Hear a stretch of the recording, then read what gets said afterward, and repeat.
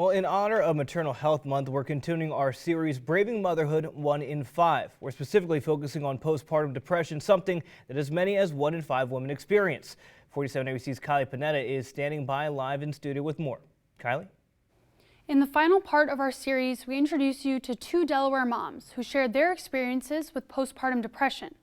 Postpartum depression manifests differently in everyone, and treatment is also different for everyone. But the important thing to know is there is help, and there's a light at the end of the tunnel.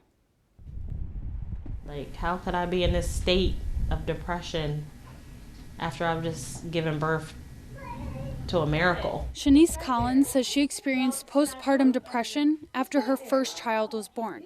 Just my expectation to nurse. It really was all about the nursing for me. Because I knew working on labor and delivery, breast is best. Give your baby the breast is the best thing, and I beat myself up about it. So I think it just tore me down eventually. Banana. Elisha Mason, also a mom of two, says she had postpartum depression after giving birth to her second daughter. I felt really wrong. I felt like I was somehow failing as a mom because I didn't know the answers. I didn't know what to do. I didn't know how to be good to myself or my kids during that time. Both moms noticed a lack of motivation, and eventually their dark feelings became suffocating. I had, and I will never forget it, like yesterday, I was sitting on the couch in pain, just sobbing because I could not get my daughter to nurse. I felt really uncomfortable with my own kids. I didn't trust me with my kids because I was afraid that I was going to end up being one of those mothers that did something that they regret out of just being in a really dark place. But recognizing the signs is only half the battle. The other half is getting help. A weight lifted off my shoulders, literally. When I did finally tell my mom and my best friend, I just felt, I felt safe again. I felt like I could just kind of fall back on them. I didn't have to do it by myself. For some, their partners were able to address the problem.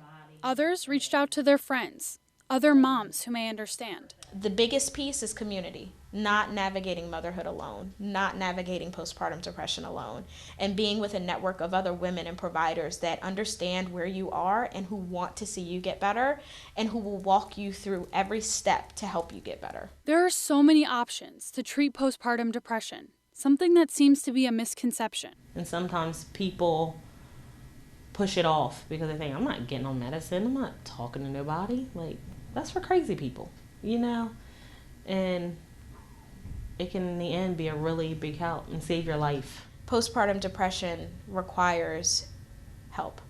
It requires community. It requires sometimes treatment. And treatment doesn't always have to be medication, but sometimes it is. Sometimes it's seeing a therapist. Sometimes it's cognitive behavioral therapy. Oftentimes it's during the treatment when those feelings of loneliness fade. To get into a space where you can talk to someone and not only do they tell you like, hey, this is normal.